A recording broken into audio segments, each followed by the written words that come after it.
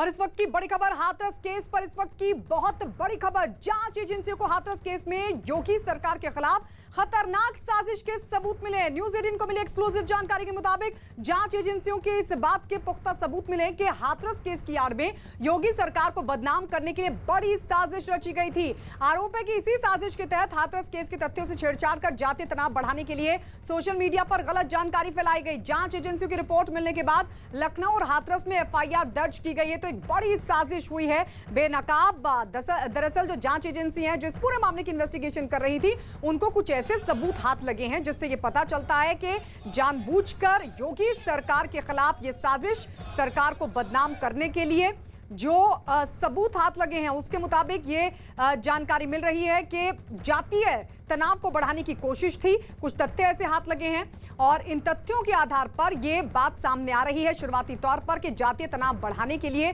Social media पर गलत तरीके की जानकारी फैलाई गई। जांच एजेंसियों की रिपोर्ट मिलने के बाद अब लखनऊ और हाथरस में एफआईआर दर्ज कर ली गई है। तो हाथरस केस को लेकर एक बड़ी साजिश बेनकाब योगी सरकार के खिलाफ यह बड़ी साजिश रची गई थी। हालांकि किन लोगों ने इस साजिश को रचा था और मकसद क्या था यह अभी तक साफ नहीं हो सका, लेकिन जांच एजेंसी जिस तरीके से इन्वेस्टिगेशन कर रही है इस पूरे मामले पर, कुछ ऐसे तथ्य, कुछ ऐसे सबूत हाथ लगे हैं जो ये बताते हैं, जो ये इशारा करते हैं कि ये एक बड़ी साजिश थी योगी सरकार के खिलाफ। और अब इस पूरे मामले को देखते हुए दरअसल एफआईआर दर्ज कर ली गई है। न सिर्फ लखनऊ बल्कि हाथरस में भी इस मामले को लेकर एफआईआर दर्ज कर ली गई है। बताया जो जा रहा है उसके मुताबिक सोशल मीडिया पर गलत जानकारी फैलाई गई थी और कोशिश ये थी कि किसी भी तरीके से योगी सरकार को बदनाम किया जाए। तो ये बड़ी साजिश योगी सरकार के खिलाफ बेनकाब हुई है। योगी सरकार के खिलाफ बड़ी साजिश दरअसल इस वजह से बेनकाब हुई है क्योंकि इन्वेस्टिगेशन एजेंसी के हाथ कुछ ऐसे सबूत लगे जो इस तरफ इशारा करते हैं। हम और ज्यादा जानकारी के लिए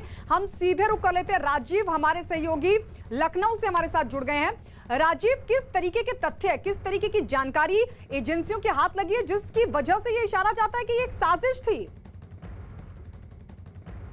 देखिए गायत्री, हाथरस केस में यूपी की साइबर सेल को एक बड़ा खुलासा किया है। उसके हाथ में कुछ ऐसे सबूत लगे हैं जिसके आधार पर यह दावा किया जा रहा है कि योगी सरकार को बदनाम करने की कोशिश की गई और उत्तर प्रदेश में जातीय दंगा भड़काने की कोशिश की गई। इस दौरान जो यूपी की साइबर सेल है उसके पास कुछ ऐसी कॉल डिटेल्स मिले हैं, ऑडियो वीडियो मिले हैं और ट्विटर से जो वेरीफाइड ट्विटर अकाउंट होता है उसके जरिए कुछ ऐसे संदेश एक दूसरे को भेजे गए हैं जिसके जरिए ये कोशिश की गई कि कहीं ना कहीं हाथरस की घटना के आड़ में योगी सरकार को बदनाम किया जाए और एक सोची समझी साजिश के तहत जातीय दंगा भड़काया जाए। इसको लेकर आज हाथरस और राजधानी लखनऊ समेत 11 लोगों के खिलाफ एफआईआर दर्ज की गई है जिनमें कुछ पत्रकारों के नाम भी शामिल हैं और साथ ही साथ इन लोगों द्वारा लगातार एक दूसरे को फोन के जरिए भड़काया जा रहा था, लगातार, चाहे वो पीड़ित परिवार को हो या फिर दूसरी ओर सोशल मीडिया पर फेसबुक, ट्विटर के जरिए मैसेजेस ऐसे डाले जा रहे थे जिससे कहीं ना कहीं योगी सरकार की छवि धूमिल हो। और यही कारण है क्योंकि ये एक बड़ा मामला था। हाथरस घटना पर विभिन्न जांच एजेंसियों के साथ यूपी साइबर सेल भी लगातार नजर बनाए हुई थी। ऐसे में कई ऐसे अहम सबूत और साक्ष्य यूपी साइबर सेल के हाथ पर लगे हैं जिसके आधार पर यह दावा किया गया है कि इस पूरे मामले में हाथरस घटना में कहीं ना कहीं योगी सरकार को बदनाम करने के लिए उत्तर प्रदेश में एक बार फिर से जातीय दंगा भड़काने की एक सोची समझी साजिश के तहत लोगों को गुमराह किया गया, उनको गलत मैसेज किए गए और अफवाह फैलाई की गई, जिसको लेकर योगी सरकार खासा सख्त नजर आ रही है और उसने हाथरस और राजधानी लखनऊ समेत 11 लोगों के खिलाफ मुकदमा दर्ज कराया है और उम्मीद जताई जा रही है कि गंभीर धाराओं में जो मुकदमा दर्ज किया गया है उनके तहत उन लोगों को जल्द ही गिरफ्तार भी किया जा सकता है। जिसके बाद ये खुलासा होगा कि आखिर ऑडियो टेप सामने आया। ऑडियो टेप में कई नेताओं की आवाज सुनी जा सकती है जो इस तरफ इशारा करती है कि ये एक बड़ी साजिश थी। हाथरस की बेटी के नाम पर किस तरीके से अफवाह फैलाई गई थी, किस तरीके से गलत जानकारियां सोशल मीडिया पर शेयर की जा रही थी। यहां तक कि जो ऑडियो टेप हाथ लगे हैं उसमें कई राजनीतिक दल से जुड़े नेताओं की आवाज भी सुनाई देती है और ये इशारा मिलता है कि इस पूरे मामले को लेकर कहीं ना कहीं योगी सरकार को बदनाम करने की कोशिश थी। इस वक्त की सबसे बड़ी खबर आपको बता रहे हैं, हाथरस केस में इस वक्त की बहुत बड़ी खबर यह है कि योगी सरकार के खिलाफ एक बड़ी साजिश का हुआ है पर्दाफाश। जातीय सांप्रदायिक दंगे भड़काने की यह साजिश थी।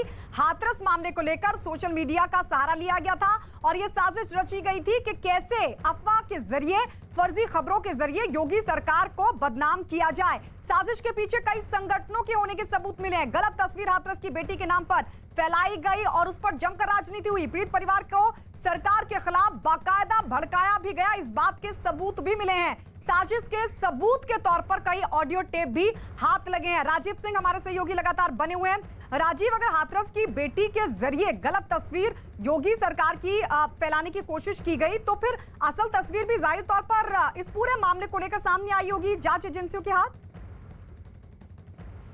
देखिए, कहीं ना कहीं यूपी साइबर सेल के इस बड़े खुलासे के बाद वो लोग बेनकाब हुए हैं जो कहीं ना कहीं हाथरस घटना के आड़ में सरकार को बदनाम करने की कोशिश कर रहे थे। सूत्रों के मुताबिक इसमें भीम आर्मी समेत कांग्रेस के भी कई नेताओं के जो ऑडियो टेप है वो सामने आए हैं, उनसे बातचीत का खुलासा हुआ है। हालांकि इसको लेकर जब कांग्रेस से बात की जा रही तो कांग्रेस का कहना है कि सरकार ध्यान भटकाने के लिए इस तरह की बात कर रही है, लेकिन यूपी साइबर सेल के पास इससे जुड़े तमाम वो साक्ष्य हैं जिनके आधार पर अब विभिन्न गंभीर धाराओं में ऐसे लोगों के खिलाफ मुकदमा दर्ज किया गया है। इस साजिश में कुछ पत्रकारों का भी सहारा लिया गया है, उनके नाम का भी जिक्र किया गया है। तो अब ये देखने वाली बात होगी कि जब इनकी गिरफ्तारी होगी तो ये साफ हो जाएगा उनसे पूछताछ में कि आखिर इस साजिश के पीछे कौन कौन से वो प्रमुख राजनीतिक दल थे जो योगी सरकार को बदनाम करना चाह रहे थे, या फिर किस नेता के इशारे पर यह पूरा घटनाक्रम या पूरा प्रोपेगेंडा फैलाया गया। बिल्कुल, किस राजनीतिक दल के नेताओं के जरिए ये पूरा प्रोपेगेंडा फैलाया गया, योगी सरकार को बदनाम करने की कोशिश हुई। 11 लोग कौन है, किन पर एफआईआर दर्ज हुई, इस पर भी हम आपसे जानकारी लेंगे राजीव। लेकिन इस सब के बीच एक बहुत बड़ी खबर आपको बता दें, हाथरस में सियासी हंगामा लगातार जारी है। समाजवादी पार्टी और आरजेडी कार्यकर्ताओं ने पीड़ित के गांव के बाहर प्रदर्शन किया। दोनों पार्टियों के कार्यकर्ता जबरन गांव में घुसने की कोशिश भी कर रहे थे, तब भी पुलिस से उनकी झड़प हुई। पुलिस ने भी लाठियां भांजकर प्रदर्शन कर रहे कार्यकर्ताओं को खदेड़ डाला। गांव के बाहर ही रोके जाने पर दोनों पार्टियों के कार्यकर्ता भड़क उठे और नारेबाजी भी करने लगे। इस झड़प में कई पुलिस वालों को चोटें आई हैं। हाथरस के एसडीएम का ये साफ तौर पर कहना है कि हंगामा करने वाले और पुलिस पर पथराव करने वाले लोगों पर दर्ज किया जाएगा केस। तो समाजवादी पार्टी के कार्यकर्ता और आरजेडी के कार्यकर्ता, ये देखिए अलग अलग तस्वीर हम आपको दिखा रहे हैं। दोनों ही पार्टी के कार्यकर्ता किस तरीके से पुलिस के साथ झड़प करते हुए नजर आए थे। कई पुलिस वालों को चोटें भी लगी हैं और इस सबके बीच जांच जारी है। इस पूरे मामले की एसआईटी जांच कर रही है, लेकिन हाथरस को लेकर लगातार राजनीति चरम पर है और इस सबके बीच आज समाजवादी पार्टी के कार्यकर्ताओं ने हंगामा किया। आरजेडी के कार्यकर्ताओं की तरफ से भी हुआ प्रदर्शन और इस दौरान जानकारी के गांव में जबरन घुसने की कोशिश की गई। पुलिस ने जब रोका, जब कार्यकर्ताओं को खदेड़ा, तो जब खदेड़ने की कोशिश हुई तो उसके बाद पुलिस के साथ उनकी झड़प भी हुई। दो पार्टी के कार्यकर्ता, एक तरफ आरएलडी और दूसरी तरफ समाजवादी पार्टी के कार्यकर्ता जमकर हंगामा कर रहे थे, गांव में दाखिल होने की कोशिश कर रहे थे। पुलिस ने उनको रोकने की कोशिश की। अलग अलग तस्वीर हम आपको दिखा रहे हैं। इस पूरे मामले पर जारी है सियासी संग्राम। इस सबके बीच समाजवादी पार्टी के कार्यकर्ता और आरएलडी के कार्यकर्ता जब गांव में घुसने की कोशिश कर रहे थे, उस दौरान देखिए किस तरीके की परिस्थितियां बनी। हालात ये कि पुलिस को इन सभी कार्यकर्ताओं को खदेड़ना पड़ा। समाजवादी पार्टी एवं आरएलडी के दोनों प्रतिनिधि दलों को अलाउ किया गया, लेकिन पीछे से कुछ वर्करों ने भारी संख्या में बैरिकेडिंग तोड़ने की कोशिश की, जिसमें हमारे कुछ वुमेन कांस्टेबल और हमारे सीओ साहब को भी कुछ चोटें आई हैं और पीछे से कुछ पथराव की भी हमें सूचना मिली। और उसी क्रम में भीड़ को तितर-बितर करने के लिए, कानून व्यवस्था बनाए रखने के लिए हल्का बल प्रयोग करके और स्थिति को पूरी तरह नियंत्रण में लाया जा चुका है। पूरी तरह शांति व्यवस्था बनी हुई है। सभी की वीडियोग्राफी है और थाने में सभी के खिलाफ अभी मुकदमा दर्ज करवाया जा रहा है। सुसंगत धारा में मुकदमा दर्ज होगा और कठोरतम कार्रवाई सुनिश्चित की जाएगी। तो एसडीएम को आप सुन रहे थे, कई लोगों के खिलाफ जो इस तरीके की झड़प कर रहे थे पुलिस के साथ, उनके खिलाफ मामला दर्ज होगा। हम सीधे हाथरस रुख कर लेते हैं। ग्राउंड जीरो पर हमारे दो सहयोगी इस वक्त हमारे साथ जुड़ रहे हैं। सुमित हमारे साथ हैं और अमित सिंह भी हमारे साथ जुड़ेंगे। लेकिन सबसे पहले सुमित, आपके पास आते हुए एसडीएम कह रहे हैं कि जो फिलहाल जो इससे पहले हंगामा देखने को मिल रहा था, फिलहाल हालात तनावपूर्ण, जरा वहां की तस्वीर बताइए कि क्या वाकई फिलहाल जो तनाव, जो हंगामा देखने को मिल रहा था वो अब कुछ हद तक कम हुआ है, नियंत्रण में आया है? देखिए, सबसे पहले मैं आपको दिखाना चाहूंगा भीम आर्मी के चंद्रशेखर यहाँ मौजूद पहुंच चुके हैं। किस तरह से यहाँ पर आप देख सकते हैं। आप सबसे पहले न्यूज़ 18 एक्सक्लूसिव तस्वीर है आप तक पहुंचा रहा है। न्यूज़ 18 एक्सक्लूसिव तस्वीर है भीम आर्मी के चंद्रशेखर यहाँ पर भीम आर्मी के चंद्रशेखर सबसे पहले न्यूज़ 18 एक्सक्लूसिव तस्वीर है आप तक पहुंचा रहा है। आप देख रहे हैं किस तरह से गाड़ी के अंदर जिला प्रशासन गाड़ी के अंदर चंद्रशेखर को बिठाकर ले जा रहा है पीड़ित परिवार से बात कराने के लिए। ये तस्वीरें पहुंचा रहा है। आप देख सकते हैं किस तरह से चंद्रशेखर रावण को गाड़ी में बिठाकर अंदर लेके जा रहा है पीड़ित परिवार से बात कराने के लिए। चंद्रशेखर भाई, अरे चलो, अरे भाई, आप देख सकते हैं तस्वीरों में क्या कितनी भीड़ यहाँ पर एकत्रित है।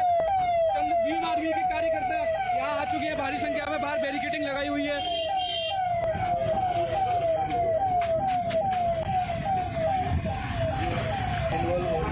पूरी तरह से आप देख सकते हैं किस तरह से यहाँ पर पुलिस ने सुरक्षा व्यवस्था के इंतजाम किए हुए हैं।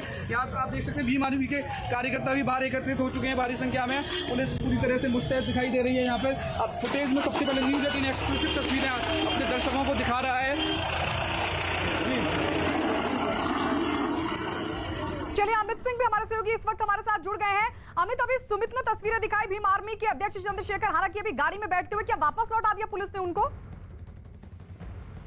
जी बिल्कुल, वापस नहीं लौटाया है। उन्हें पीड़ित परिवार से मिलवाने के लिए खुद जो असिस्टेंट सुपरिटेंडेंट ऑफ पुलिस हैं वो लेकर गए हैं भीम आर्मी चीफ प्रमुख चंद्रशेखर रावण को। और ये मैंने उनसे एक्सक्लूसिव बातचीत की है चंद्रशेखर रावण से, तो उन्होंने कहा है कि अभी वो पीड़ित परिवार के घर जा रहे हैं। जब वापसी लौटेंगे तब वो आकर बताएंगे कि क्या बातचीत हुई है। लेकिन जिस तरीके से 3 दिनों तक नजरबंद करके रखा हुआ था, उस पर चंद्रशेखर रावण ने सवाल उठाया है। और जिस तरीके से बात की जा रही थी लगातार कि चंद्रशेखर रावण भी आज पहुंच सकते हैं, तो आखिरकार चंद्रशेखर रावण यहाँ पर पहुंच गए हैं। और इसी रास्ते से होते हुए वो पहुंचे हैं। और जाहिर तौर पे केवल चंद्रशेखर रावण और उनके साथ 4 अन्य लोगों को परमिशन दिया है प्रशासन ने। जिस तरीके से राहुल प्रियंका समेत 5 लोगों को परमिशन दिया गया था, जिस तरीके से समाज और उसी तरह आप बता रहे कि चंद्रशेखर को भी 4 लोगों के साथ, यानी कुल 5 लोगों को अनुमति दी गई है।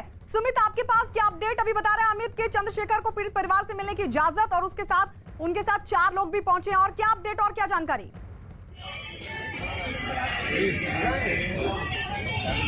सबसे पहले चंद्रशेखर के साथ भारी संख्या में जनसैलाब मौजूद था। बहुत भारी संख्या में लोग चंद्रशेखर के साथ कार्यकर्ता यहाँ पर आए थे पीड़ित परिवार से मिलने के लिए। मैं आपको तस्वीरों के जरिए सबसे पहले न्यूज़ 18 इंडिया एक्सक्लूसिव तस्वीर आपको दिखा रहा है कि किस तरह से बाहर चंद्रशेखर की पार्टी के कार्यकर्ता बाहर मौजूद हैं। पूरी पुलिस पूरी तरह से मुस्तैद दिखाई दे रही है। जैसे ही चंद्रशेखर गाड़ी में बैठकर उनका काफिला अंदर पीड़ित परिवार से मिलने जा रहा था, पुलिस प्रशासन ने उनको बाहर ही रोका और अपने जनपद हाथरस के अपर पुलिस अधीक्षक प्रकाश कुमार उनको अपने साथ अपनी गाड़ी में लेकर अंदर पीड़ित परिवार से मिलाने लेके गए हैं। बाहर की तस्वीरें आप देख सकते हैं किस तरह से यहाँ पूरी तरह से पुलिस फोर्स तैनात है। मैं आपको तस्वीरों के लिए सबसे पहले न्यूज़ 18 इंडिया एक्सक्लूसिव तस्वीरें अपने दर्शकों को दिखा रहा है कि पूरी तरह से अभी 4 लोगों को सिर्फ अंदर जाने की अनुमति दी गई है। आप देख सकते हैं किस तरह से पुलिस दोबारा से कुछ लोग पीछे से जाने का प्रयास कर रहे थे, पुलिस उनको रोकने का प्रयास कर रही है। पूरी तरह से फोर्स उनको रोकने गई है। सबसे पहले आपको तस्वीरें हम दिखा रहे हैं कि पुलिस उन लोगों को रोकने के लिए गई है। पूरी तरह से यहाँ पे पुलिस मुस्तैद है। जी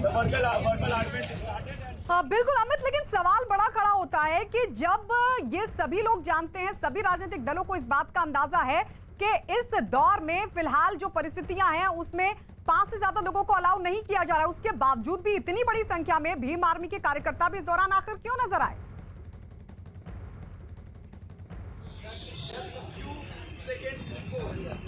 अमित,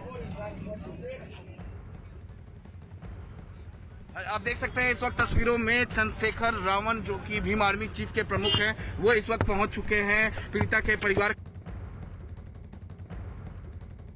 चलिए बिल्कुल लौटेंगे आपके पास। तो ये तस्वीर हम लगातार आपको दिखा रहे हैं। दरअसल जो राजनीतिक दल है उनका तो जाना जारी है। इस सब के बीच भीम आर्मी के जो कार्यकर्ता हैं और भीम आर्मी के अध्यक्ष चंद्रशेखर रावण वो भी इस दौरान पहुंचे। लेकिन उससे पहले देखिए किस तरीके से पुलिस की झड़प हुई थी। दरअसल बड़ी भीड़ के साथ यहाँ पर पहुंचे थे भीम आर्मी के कार्यकर्ता, लेकिन इस दौरान पुलिस ने उनको रोक दिया। इससे पहले समाजवादी पार्टी आरएलडी के कार्यकर्ताओं की भी पुलिस के साथ झड़प हुई। सुमित हमारे सहयोगी लगातार हमारे साथ जुड़े हुए हैं। सुमित, क्या इससे पहले जिस तरीके से बड़ी संख्या में भीम आर्मी के कार्यकर्ता भी पहुंचे थे, क्या उनकी भी पुलिस के साथ कोई झड़प हुई थी?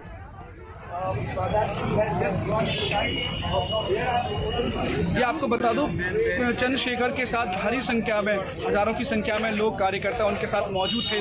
उनको जनपद के बॉर्डर पर ही फिलहाल पुलिस प्रशासन ने रोक दिया था। धारा 144 जनपद में लागू है, उसका मद्देनजर जिला प्रशासन ने, पुलिस प्रशासन ने उनको वहां पर रोक दिया था। चंद्रशेखर से बात जिला प्रशासन के अधिकारियों ने की थी और उनसे साफ तौर से कहा था सिर्फ अंदर 5 लोगों के जाने की ही अनुमति है, सिर्फ 5 लोगों को ही पीड़ित परिवार से बात करने दिया जाएगा। अंदर कोविड का भी खतरा लगातार जारी है। सुबह न्यूज़ 18 ने सबसे पहले बताया था कि पूरे पीड़ित परिवार के सभी लोगों का कोविड टेस्ट भी जिला प्रशासन ने कराया था। उसके मद्देनजर यहाँ गांव की 1.5 किलोमीटर की पूरी सीमा को पूरी तरह से सीज कर दिया गया था। किसी भी राजनीतिक दल को बिना परमिशन के सिर्फ 5 लोगों को ही अंदर जाने की परमिशन थी। उसके बाद चंद्रशेखर इस बात को मान गए और सिर्फ जिला प्रशासन की गाड़ी में बैठकर पीड़ित परिवार से बात करने गए हैं। तस्वीरों के जरिए आप साफ देख सकते हैं कि हजारों की संख्या में भीम आर्मी के कार्यकर्ता चंद्रशेखर के साथ मौजूद थे।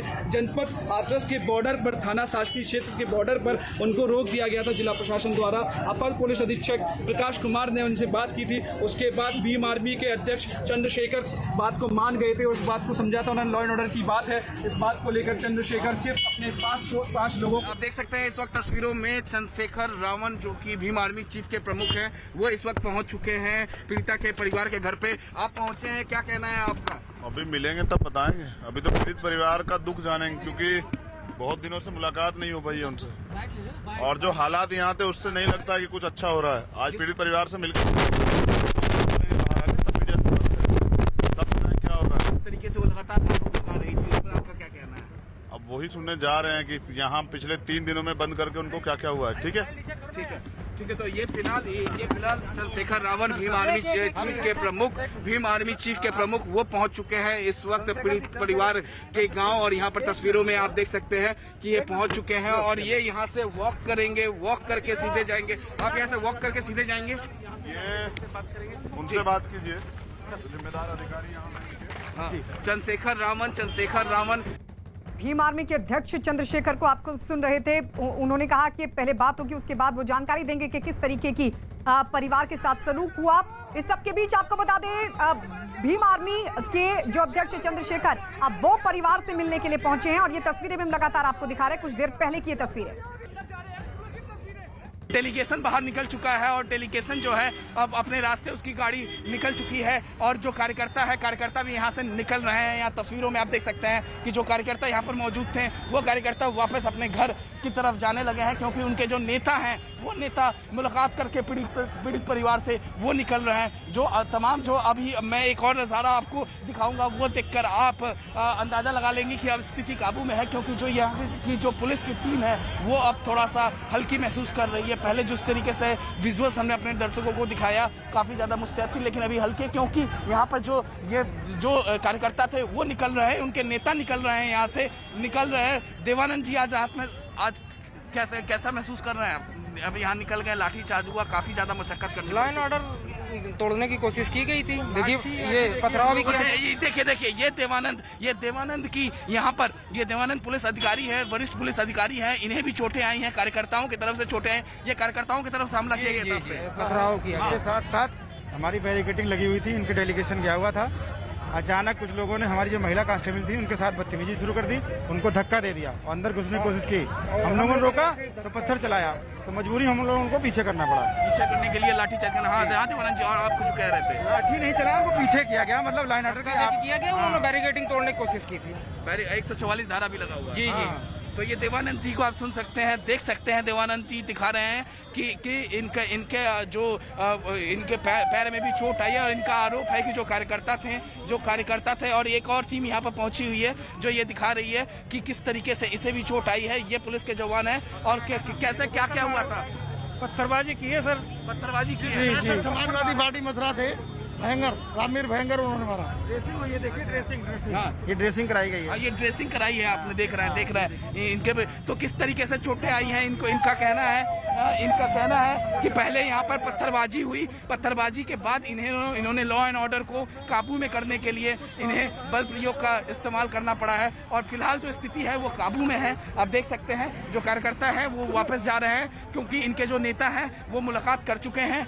मुलाकात के बाद जब नेता की इनकी गाड़ी निकल गई है, यहाँ से जयंत चौधरी की गाड़ी निकल गई है और उसके बाद जो है वो कार्यकर्ता भी वापस जा रहे हैं। और किस तरीके से पुलिस के जवान ये बता रहे हैं कि जो महिला कांस्टेबल्स पहले खड़ी थी उनके साथ बदतमीजी हुई, कार्यकर्ताओं ने पहले उन्हें धक्का दिया, वो पीछे की तरफ गई, बैरिकेडिंग को तोड़ने की कोशिश की। ये साफ साफ यहाँ पर तैनात पुलिस के जवानों ने, पुलिस के आला अधिकारियों ने कहा है कि पहले बैरिकेडिंग को तोड़ने की कोशिश की गई और जब लॉ एंड ऑर्डर को बनाए रखने के लिए यहाँ पर पुलिस ने बल प्रयोग किया तो एक नहीं, दो नहीं, 3 बार लाठीचार्ज करना पड़ा क्योंकि जब पहली बार लाठीचार्ज हुआ था तब कार्यकर्ता पीछे चले गए थे, लेकिन फिर से कार्यकर्ताओं ने, जो पार्टी के कार्यकर्ता थे वो पुलिस पर हावी होने की कोशिश की, फिर दोबारा लाठीचार्ज करनी पड़ी और फिर दोबारा कुछ इसी तरीके की कमोवेश स्थिति बनी। जो कार्यकर्ता थे वो पुलिस पर हावी होने की कोशिश और तीसरी बार जो लाठीचार्ज हुई वो पुलिस ने लंबा किया, काफी दूर तक खदेड़ा। उसके बाद जो ज्यादा कार्यकर्ता थे वो पीछे की तरफ भग गए और तब तक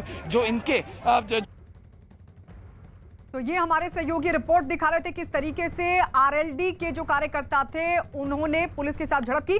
और इस सबके बीच एक बहुत बड़ी खबर आपको बता दें, जांच एजेंसियों को हाथरस केस में योगी सरकार के खिलाफ खतरनाक साजिश के मिले हैं सबूत। न्यूज 18 को मिली एक्सक्लूसिव जानकारी के मुताबिक जांच एजेंसियों को इस बात के पुख्ता सबूत हाथ लगे हैं कि हाथरस केस की आड़ में योगी सरकार को बदनाम करने के लिए बड़ी साजिश रची गई थी। आरोप है कि इसी साजिश के तहत हाथरस केस के तथ्यों से छेड़छाड़ कर जातीय तनाव बढ़ाने के लिए सोशल मीडिया पर गलत जानकारी फैलाई गई। जांच एजेंसियों की रिपोर्ट मिलने के बाद लखनऊ और हाथरस में एफआईआर भी दर्ज कर ली गई है। 11 लोग हैं जिनके खिलाफ हुई है दर्ज एफआईआर।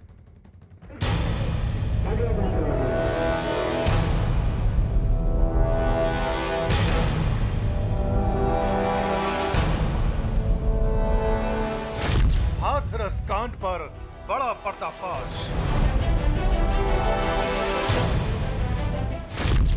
विरोधियों ने पीड़ित परिवार को भड़काया।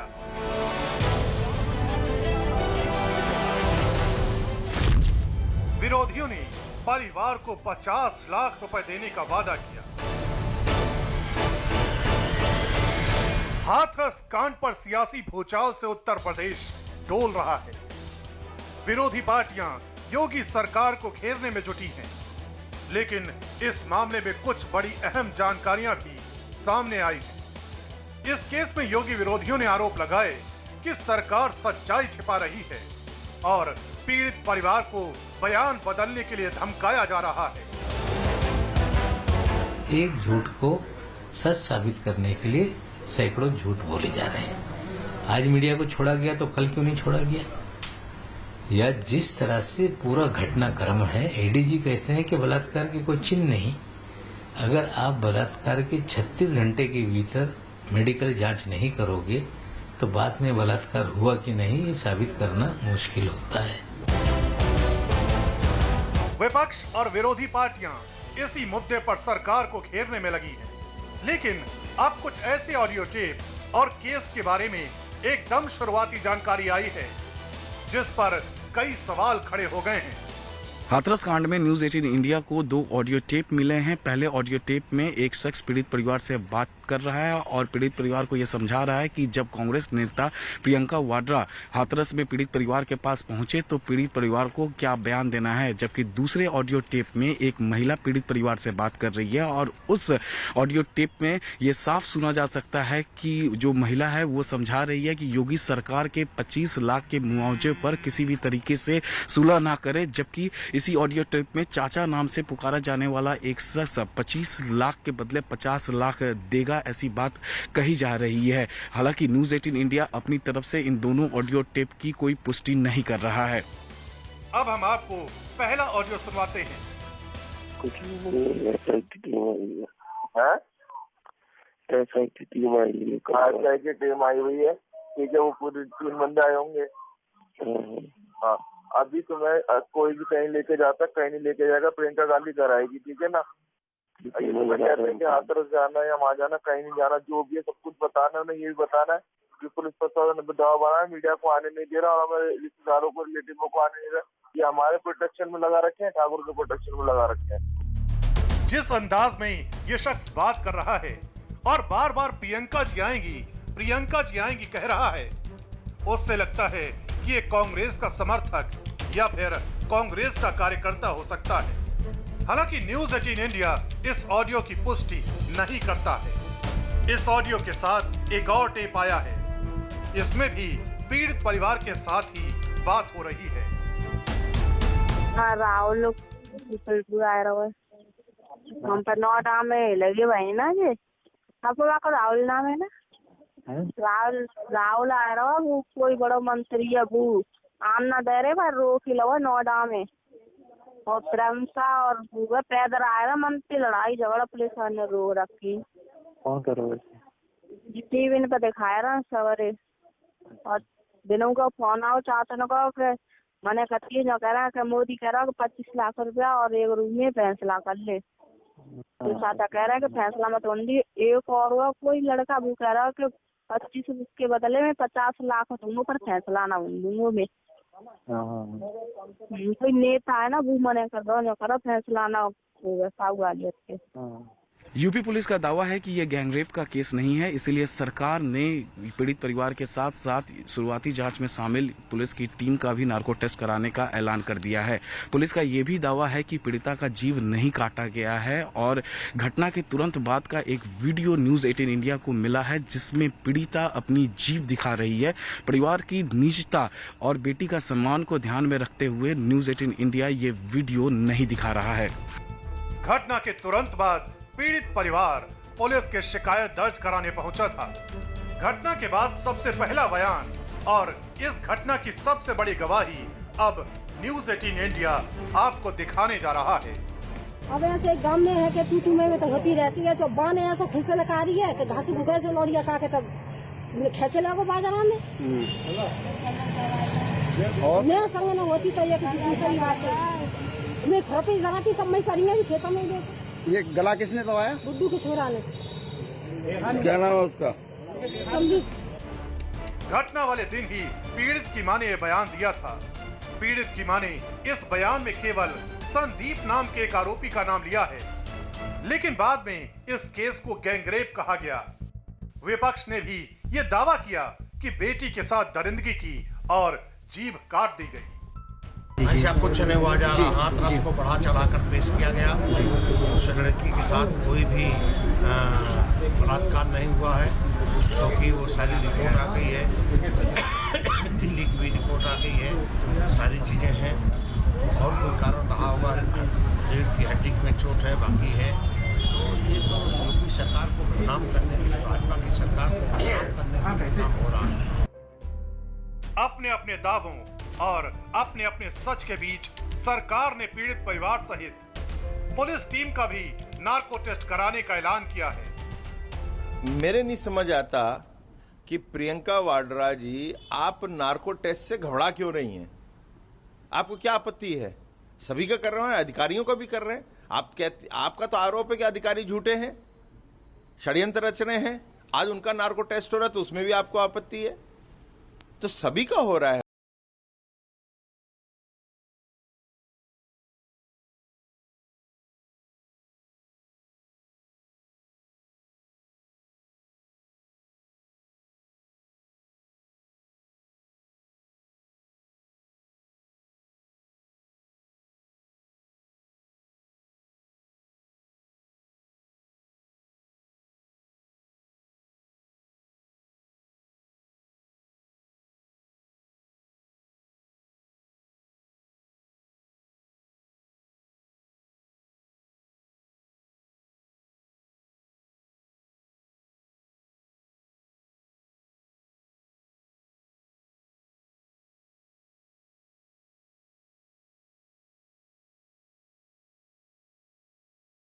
है।